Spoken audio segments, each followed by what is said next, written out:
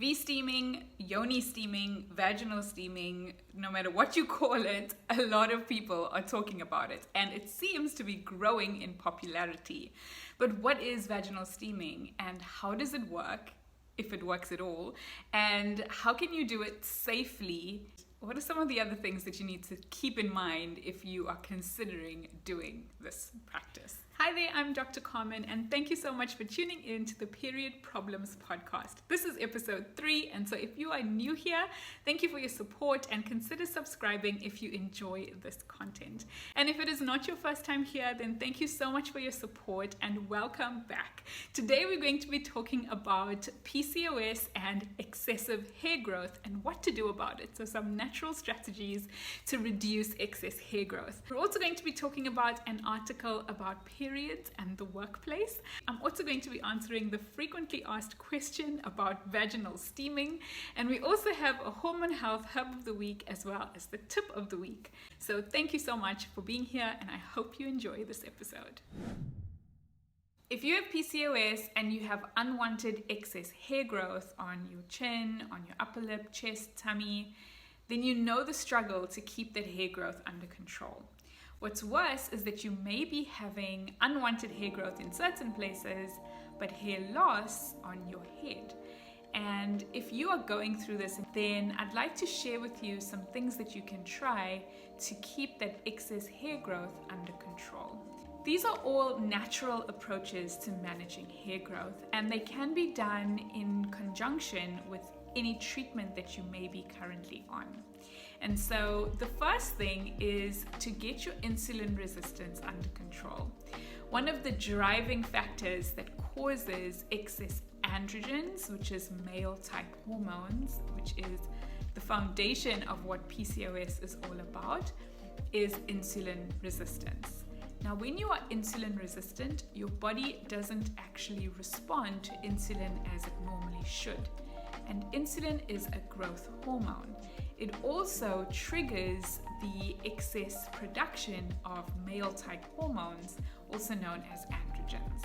And androgens are really what are responsible for excess hair growth as well as hair loss on the head, what's known as androgenic alopecia. And so one of the important things to keep in mind is to get to the root cause of why you are having excess hair growth in the first place. And that may be as a direct result of insulin resistance. So you can get your insulin levels tested by your doctor. You may have been already told that you have insulin resistance. But if you even haven't had your insulin resistance or your insulin level tested, then you may be experiencing certain symptoms that could give you clues. Things like weight gain in the tummy area, intense craving for carbohydrates and sweets, difficulty losing weight, feeling hungry all the time, having skin tags, darkening of the skin on the neck and under the arms and in the groin. This is known as acanthosis nigricans. These are just some of the symptoms of insulin resistance. And so if you are experiencing any of these symptoms and you haven't had your insulin levels tested yet, I would strongly encourage you to get your doctor to have your insulin tested. So if you have insulin resistance, it's important to start by focusing on that as a root cause of your excess hair growth. Some things that you can try to reduce and reverse insulin resistance are combining carbohydrates with protein, fat, healthy fat, and fiber. So in other words, don't eat carbs on their own. Don't eat naked carbs. And so combining carbohydrates with either fat, fiber, or protein, or all three, will help your body to manage that insulin spike and that blood sugar spike that comes after you've had a lot of refined carbohydrates. Another tip is to drink vinegar before you have your meals. Vinegar has been shown to help to manage the blood sugar spike that may come after you've had a very carbohydrate-loaded meal. It just helps to stabilize your blood sugar levels and keep those levels from excessively spiking, which actually triggers an insulin spike. And so you can have a tablespoon of apple cider vinegar in a tall glass of water before your meals, and this will really help to manage your sugar spikes and therefore help to manage insulin spikes as well, which trigger insulin resistance. Increasing the amount of fiber that you have in your diet will also help to prevent those blood sugar spikes that are associated with insulin spikes and that lead to insulin resistance. So try to focus on increasing the amount of fiber that you have in your diet. One way that you can do this is by switching out refined carbohydrates for whole grain alternatives. You can also focus on increasing the amount of vegetables that you have in your diet. And you could even consider adding something like chia seeds into your diet as well. So 2 tablespoons of chia seeds in a glass of water, perhaps even with your apple cider vinegar in that, before you eat your meals will help to keep you feeling fuller for longer, and it will also increase the amount of fiber that you're taking in on a daily basis. Another strategy to reverse insulin resistance is to do resistance exercises. So over-exercising is not advisable with PCOS, but if you are doing resistance exercise, then strengthening your muscles will help to better control your insulin levels. So trying to incorporate some kind of weight training or resistance training into your exercise routine is really going to help you to manage your blood sugar levels. Inositol is a great supplement to try if you have PCOS and if you have insulin resistance. It helps with a host of things, reducing cravings, reducing insulin resistance, helps to improve ovulation, and it can also help to reduce the amount of excess hair growth that you're experiencing because it reduces insulin resistance. So getting on a good inositol supplement is also something that you can try if you want to reduce excess hair growth and manage your PCOS symptoms. It's just important to make sure that you get a supplement that contains myo-inositol and dechiro-inositol in a 40:1 ratio. And to ensure that you're taking 2 to 4 grams a day. If you are in South Africa and you're looking for a great inositol supplement, then you can check out the one from Meluno. If you use my discount code #Dr. Carmen James 10%, you'll get 10% off your order. This particular blend of inositol is in the appropriate 40:1 ratio, and it also contains other vitamins and minerals to help you manage your PCOS symptoms naturally. Meluno is also dairy-free, gluten-free, sugar-free, and free of unnecessary fillers. Check them out in the description. If you want to learn more about insulin resistance, I will link to another video in the cards and in the description box below. The second thing that you can try is to eat anti-inflammatory foods. One of the other things that may be underlying, or the other root causes that may be underlying excess hair growth or excess high androgens, is inflammation. And so eating an anti-inflammatory diet may help in the long run to manage your excess hair growth. So just think about eating the rainbow, so a wide variety of colorful vegetables, as well as incorporating certain spices into your diet like turmeric and ginger, which have powerful anti-inflammatory properties, will help you to reduce your inflammation. And to tag on to that point, try to limit the amount of inflammatory foods that you're eating. Inflammatory foods are foods that are highly processed, that often contain excess salt, oil, and sugar. And they're generally foods that are not whole foods. And they often tend to spike your blood sugar. So eat more from the earth and less from a box. I think that's the best way to think about it. So eat whole foods and foods that are going to be nutrient dense and not have a lot of their nutrients stripped out of them. If you have PCOS and you're confused about where to start and what to do to start managing your symptoms naturally, then check out the PCOS Made Simple ebook and workbook combo. It will walk you through some of the basics of PCOS so that you can better understand the condition, and then it will guide you to finding your PCOS type And then it will guide you on specific things that you can do immediately to help manage your PCOS symptoms naturally based on your PCOS type.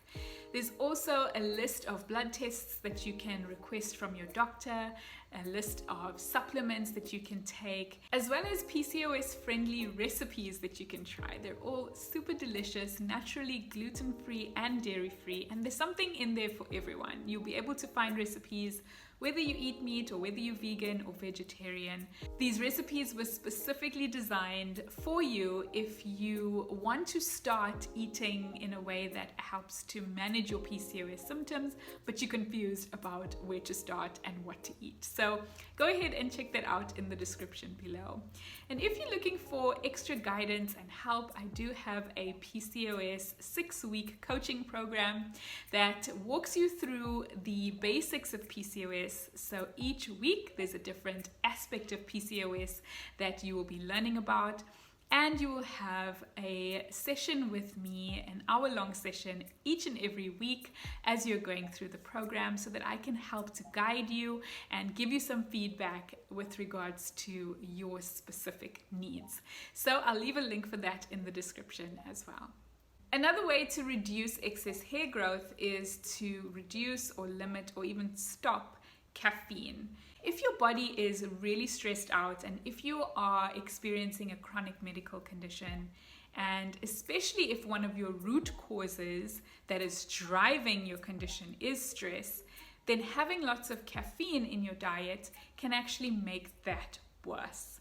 Caffeine generally tends to give your body a nice burst of energy, but it can be really stressful to your body if your body is already undergoing extreme stress. And so for those of you who love coffee as much as I do, it may be time to limit or cut back on, or even cut out altogether your caffeine intake, at least to give your body a chance to reset and reduce the amount of stress that it's under, because this may be contributing to your overall level of stress, which may be feeding into excess hair growth. Both licorice tea and spearmint tea have been shown to be helpful in reducing your body's androgen levels. It's just important to remember that if you have high blood pressure, that you shouldn't be drinking licorice tea. But both of these teas can be helpful in reducing androgen excess, and because of that, they can help to better control excess hair growth. Ensuring that you get good quality sleep is also important for inflammation and helping to make sure that your body is not overly stressed out. So prioritize your sleep. Get into a routine that has you sleeping at the same time and waking up at the same time every day, regardless of whether it's on weekends or not. Make sure that you are avoiding screens about an hour or so before bed. Try to reduce the amount of harsh lighting that may be in your environment just before bed. Have a nice hot Epsom salt bath before you go to sleep. Do whatever you need to do to help you wind down and prepare for bed. And make sure that you are getting in at least 7 to 9 hours of sleep every night. Another addition that you may want to try is cinnamon. Cinnamon is anti-inflammatory, and it also helps to reduce the stress response. And as a result, it can be helpful to reduce excess hair growth. Cinnamon also helps to manage insulin resistance, and as a result, it can help to reduce androgen excess in this way. So including cinnamon into your diet is another thing that you can try to help to manage excess hair growth. Another way to help reduce excess hair growth if you have PCOS is adding in adaptogenic herbs. Adaptogens are basically herbs that help our bodies adapt to stress. Some examples of these would be rhodiola and ashwagandha. These help to reduce the fight or flight response and reduce the inflammation associated with stress. This can help us get to the root cause of what's causing the excess hair growth and the androgen excess in the first place. And so as a result, it can be really helpful for controlling these symptoms. Another example of adaptogens would include CBD. And so including adaptogenic herbs into your regimen is something to consider, especially if you are struggling to control excess hair growth if you have PCOS. Another supplement that can help to manage excess hair growth in PCOS is zinc. This is particularly important if you are struggling with symptoms of high androgens like excess hair growth as well as acne. Zinc is a fantastic supplement that helps to reduce androgen excess. And if you have ever been on birth control for whatever reason, or even if you've been put on birth control to manage your PCOS symptoms, then getting on a zinc supplement is going to be vitally important because the birth control pill does tend to deplete zinc. Vsteaming, yoni steaming, vaginal steaming, no matter what you call it, a lot of people are talking about it and it seems to be growing in popularity. But what is vaginal steaming and how does it work, if it works at all, and how can you do it safely, and what are some of the other things that you need to keep in mind if you are considering doing this practice? So vaginal steaming is not a new practice. People from Asia, Africa, Central America, throughout the world for centuries have been using vaginal steaming. But they're using it for different reasons than people like Gwyneth Paltrow, Kourtney Kardashian, or Chrissy Teigen may be using it for today. Vaginal steaming has historically been used as a practice to kind of clean the vagina out and to get rid of discharge or any odors. And also it was used to make the vagina more attractive to men and even to tighten the vagina. So while we may not be doing vaginal steaming for the same reasons, it is important to understand more about this practice because there are some safety issues that you should keep in mind if you are considering doing this. So I've been getting this question a lot lately and it's been flooding my feed on basically all my social media platforms where people are either selling these like herb mixtures for yoni steaming, or people are asking me like, I'm interested in vaginal steaming for XYZ reasons, what do you think? And so I have been questioning myself about this because from a medical standpoint, my brain is telling me, like my medical brain is telling me that this doesn't make sense to me. Like I don't understand how putting steam to your vulva is actually going to do all the things that it's purported or claimed to do.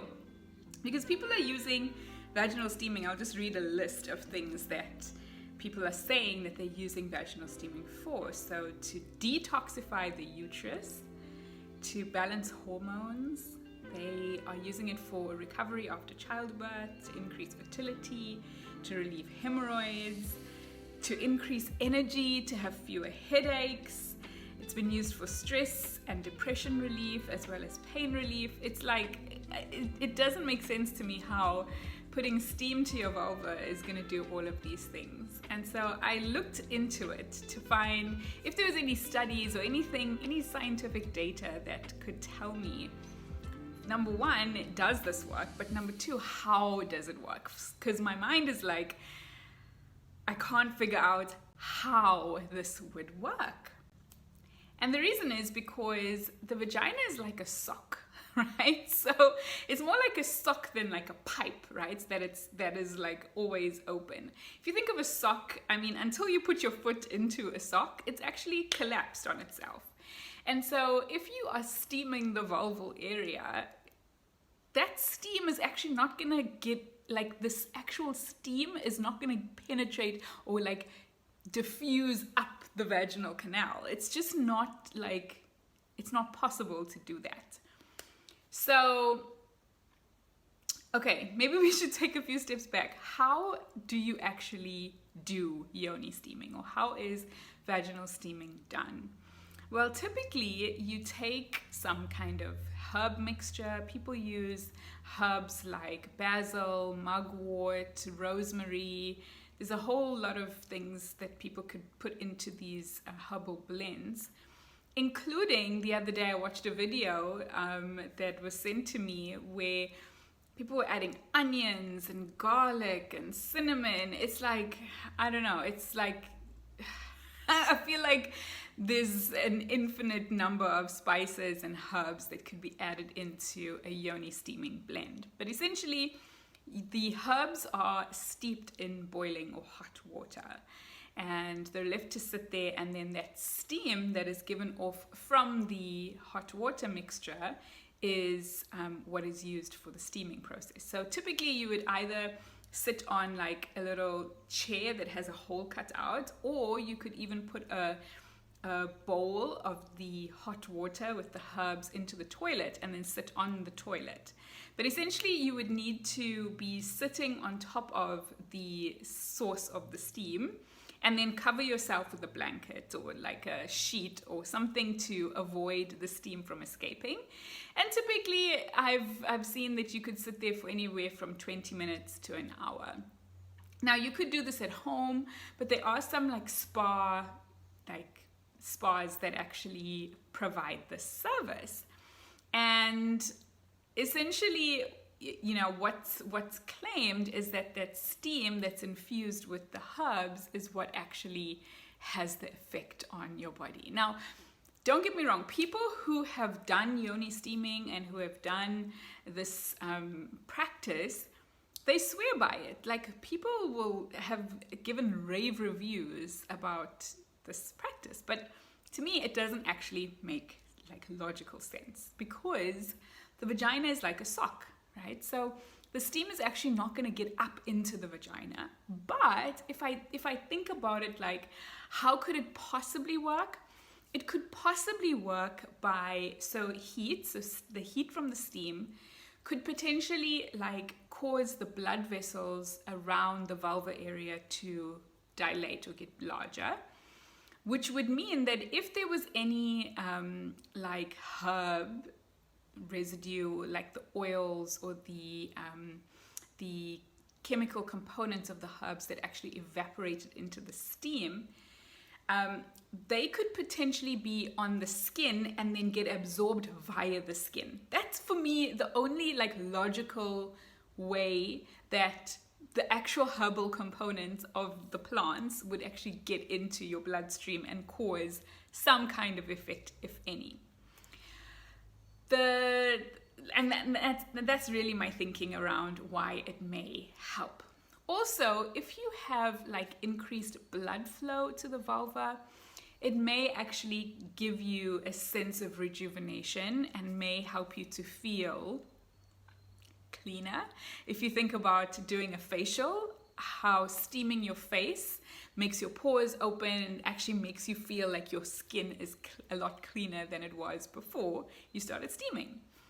So that's like what I can think of, but I could not find any scientific literature or data that showed or put forward a suggestion about how this practice actually could potentially work and whether or not it could have some kind of therapeutic effect. All we have really is the stories of people who have like basically shared that Vsteaming has worked for them.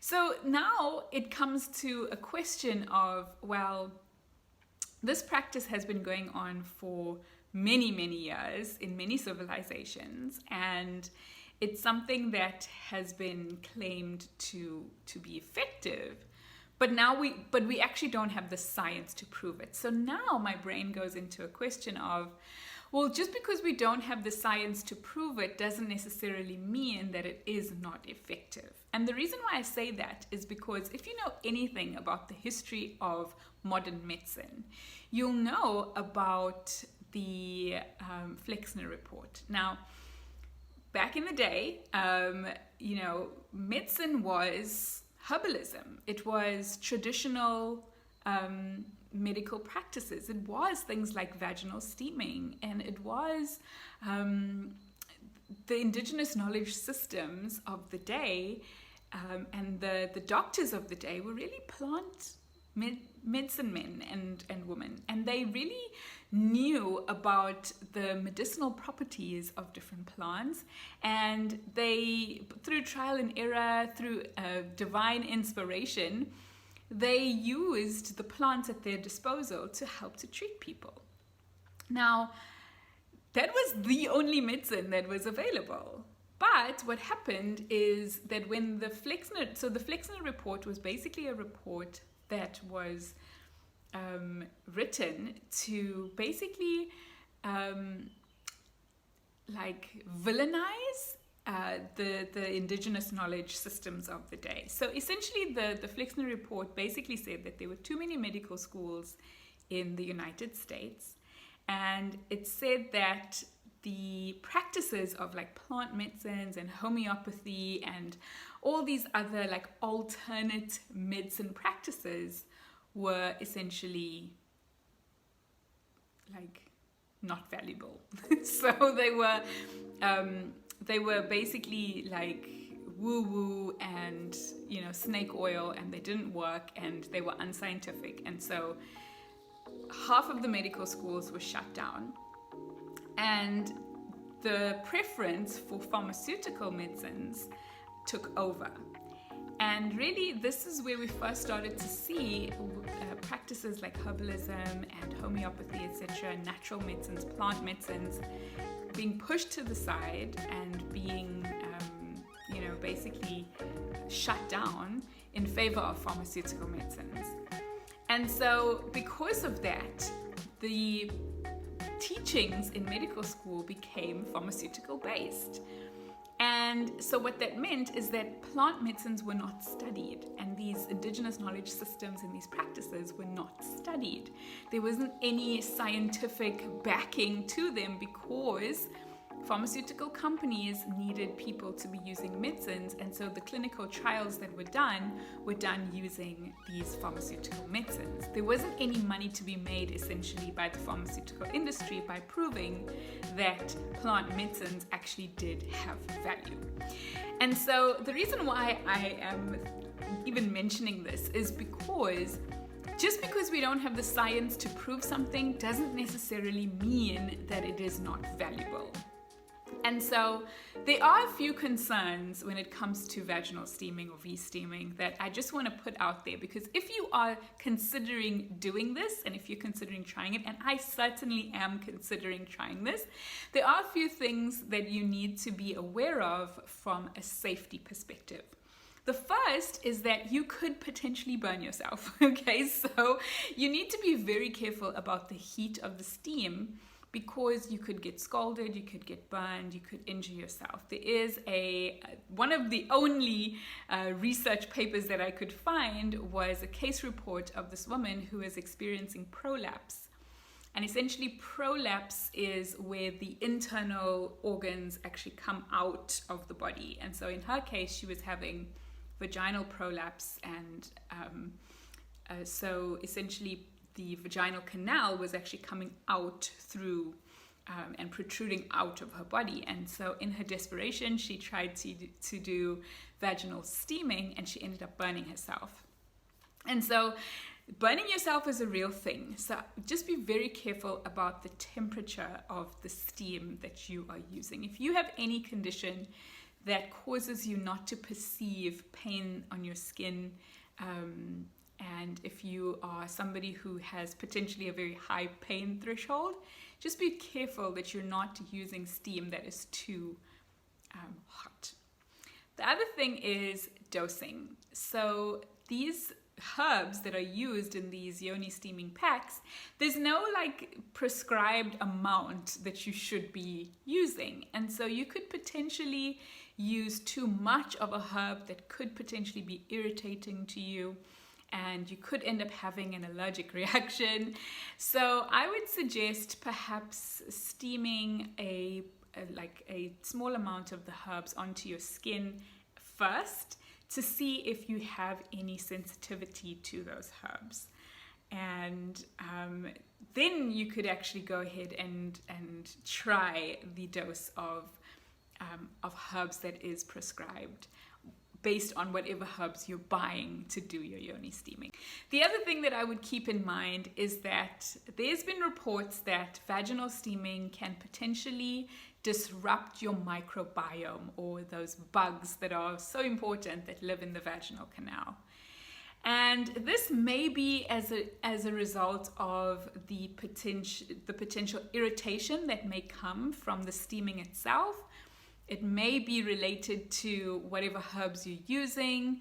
They could potentially the dose of whatever herbs you're using could potentially throw your microbiome in your vaginal canal. So that balance of good bacteria could throw that out of balance.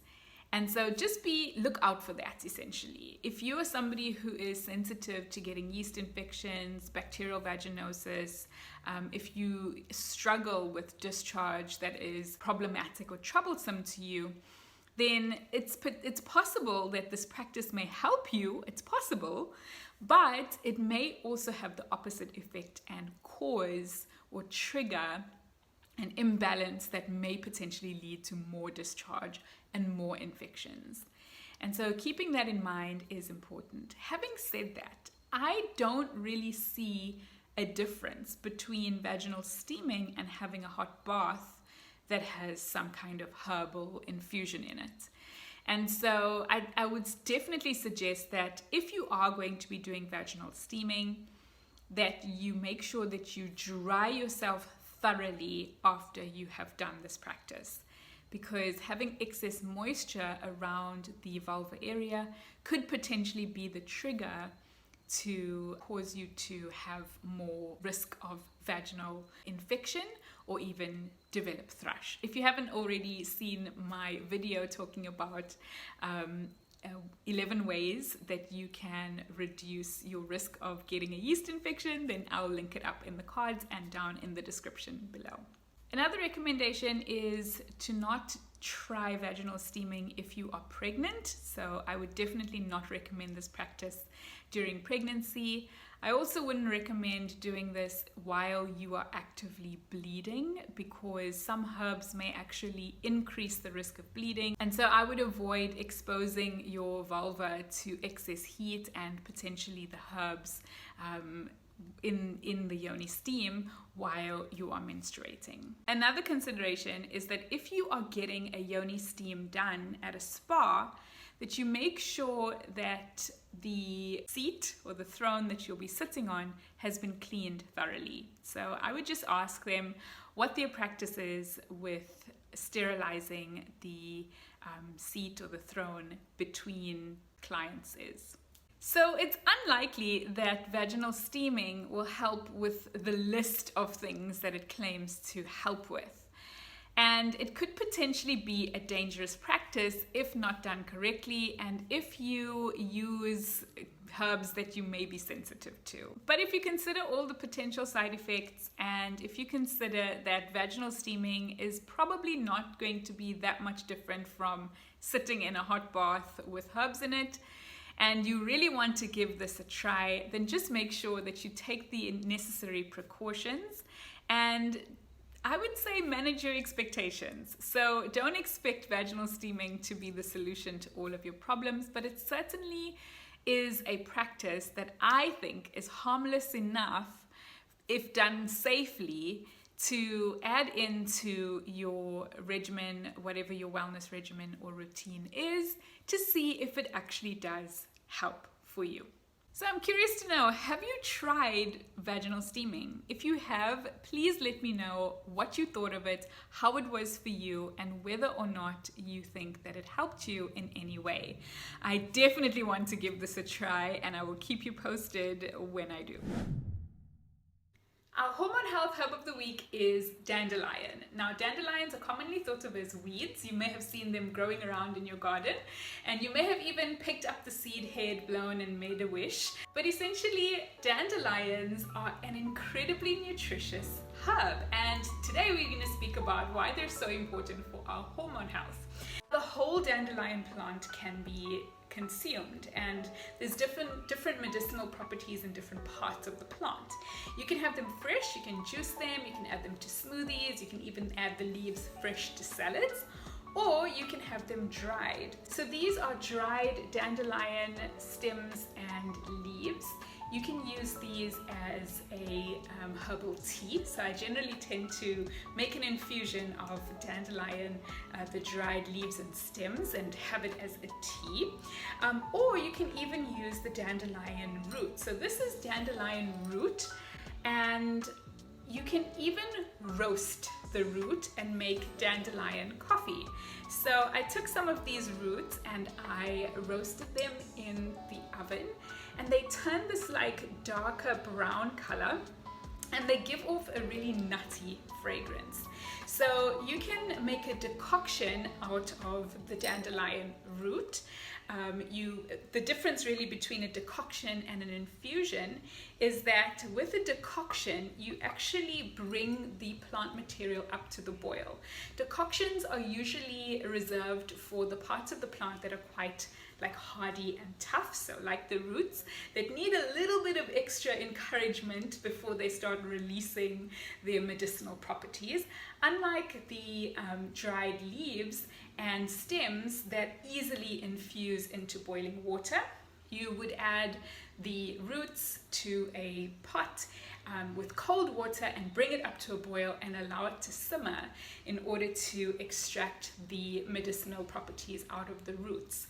But to make roasted dandelion root coffee, after you've roasted the roots, you can even put this in a blender and steep it in a similar way to how you would make filter coffee in like a French press, for example. So moving on to the benefits of dandelion and why they're so helpful for our hormone health.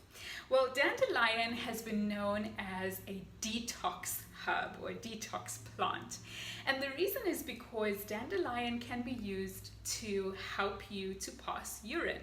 So it's known as a diuretic. So there are certain diuretic medications that people with high blood pressure, for example, would take, or people that have heart conditions may be on a diuretic medication. But dandelion has diuretic properties. So it helps you to actually excrete waste via the kidneys because it encourages you to pass urine. And so that's one way that dandelion is helpful for detoxifying the body. But an important difference between dandelion and diuretic medications is that often diuretic medications will deplete your body of potassium.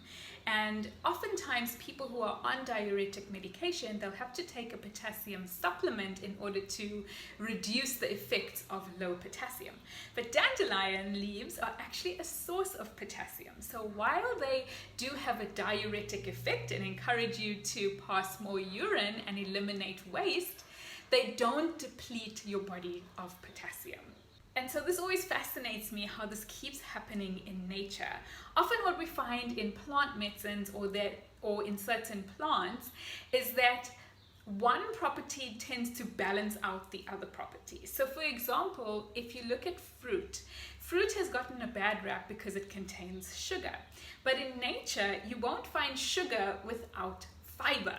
It's humans that extract the fiber from plants that actually make the properties of that plant potentially hazardous or harmful. So if you think of something like an apple, for example, apples have sugar in them, but they also are high in fiber. So if you eat a few apples, you're going to get full and you're not going to be able to eat more than 2 or 3 at a time. But if you have apple juice, you can tend to drink a larger volume of apple juice because the fiber has been removed. So if you have the fiber with the sugar in the apple versus if you have just the sugar without the fiber in the apple juice. And so this is another example of how nature is so beautiful. It's providing a diuretic effect in the dandelion, but it's also replacing potassium at the same time. The other way is that dandelion helps to stimulate the gallbladder and it increases bile production. So dandelion is known as a herb that helps to support liver health. And this is why it's so important for our hormone health. As you know, the liver is responsible for detoxifying your body. It metabolizes and breaks down medications and chemicals and toxins that may be in the environment that you may have ingested. If your body has been exposed to lots of chemicals, either through the food that you're eating or perhaps the products that you've been putting on your skin, then your liver really is going to be needing to do lots of extra work to detoxify your body from those chemicals.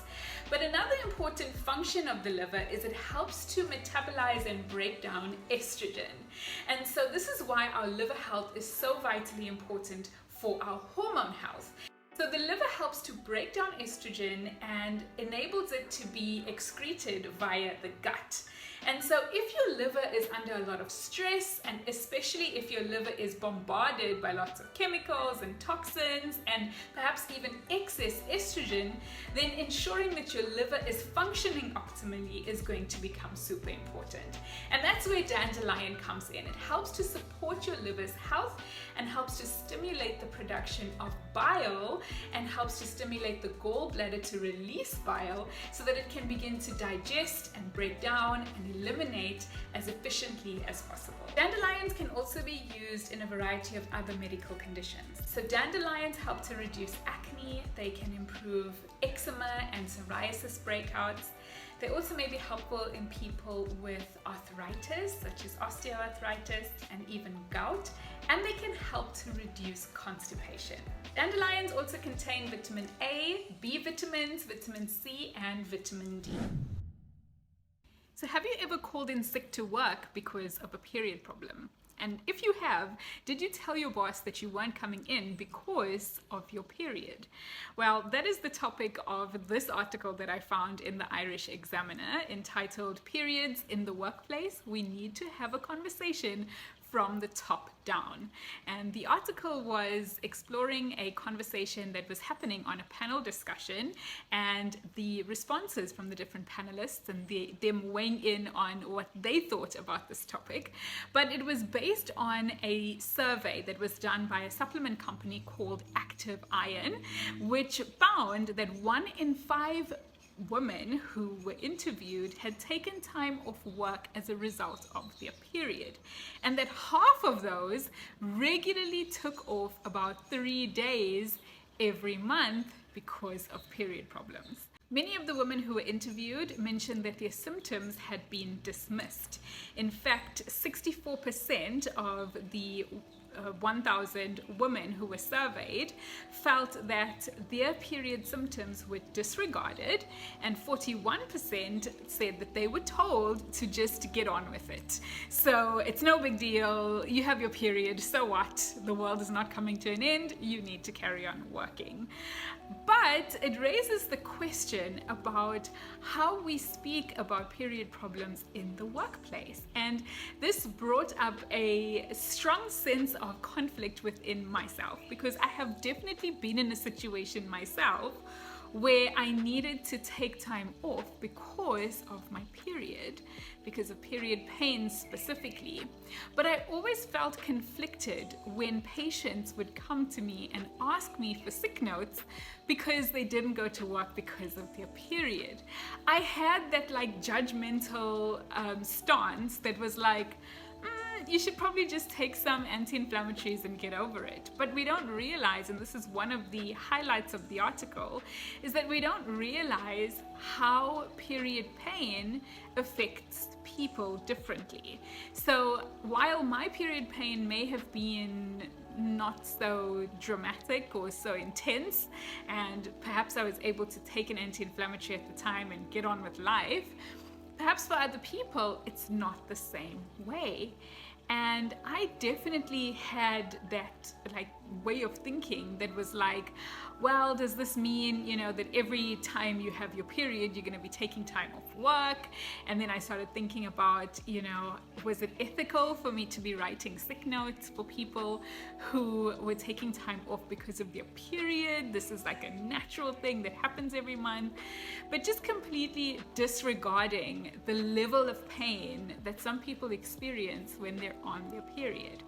And so I thought this was an interesting article because what they were saying is that We need to be having these conversations with senior management and actually determining what is the protocol, like what is the plan for managing time off work due to period problems. Like, how do we actually normalize people having this conversation? A lot of people may be embarrassed to disclose to their employers why they've taken time off work. But this also raises an important question about how we work, because if you think about the work week, every single day when you arrive at work, you're expected to be working at a certain level, and you're expected to be consistent and doing your job in exactly the same way every single day that you are at work. But the truth of the matter is that we are seriously affected by the fluctuations in our hormones. And so this raises a question about what we should be taking into consideration when we are planning out our work weeks. And for example, if you have like a serious meeting where important decisions need to be made, scheduling that meeting for a time where you may be on your period is not necessarily the best thing to do, because your ability to come to those rational decisions may be impaired because of the fluctuation in your hormones. And so how do we use our menstrual cycle to inform the way we work? And is there a place for that in the workplace at large? Because if we think about it, the workplace is really, it's reflective of what's expected for male hormones, which are pretty consistent each and every day. But for women who are experiencing various fluctuations in their hormones, they're going to be operating differently at different points in their cycle.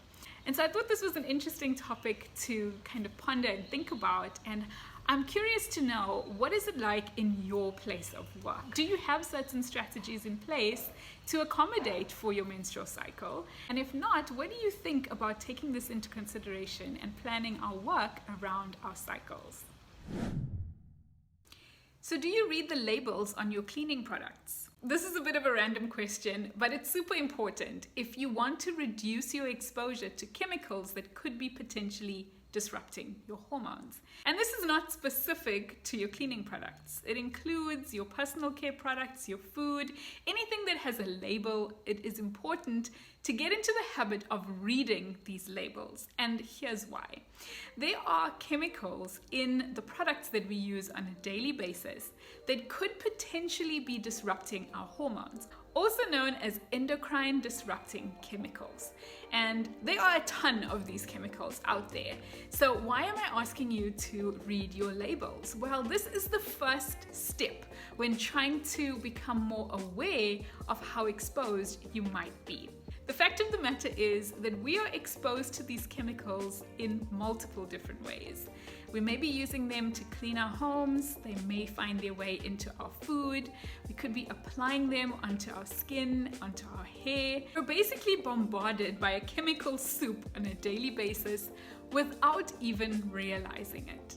And so it can become quite a daunting thing to overhaul all your products so that you are not getting exposed to these chemicals. But the first step to getting this right is to raise your awareness to just how exposed you may be. And one way that you can do this is by reading the labels. Now, ideally, we want to get to a point where we are using chemicals and products that are not disrupting our hormones. But how will we know whether our cleaning products are potentially causing us harm? That's where reading the labels comes into it. So before you start throwing everything that you have in your house out thinking that it's causing you harm, get to know the products that you already have in your house. And who knows, maybe some of the chemicals or the products that you have in your home are actually not harmful for you and you can continue to use them. But the only way to educate yourself and to become aware of these potential harmful chemicals is by reading the labels of your products.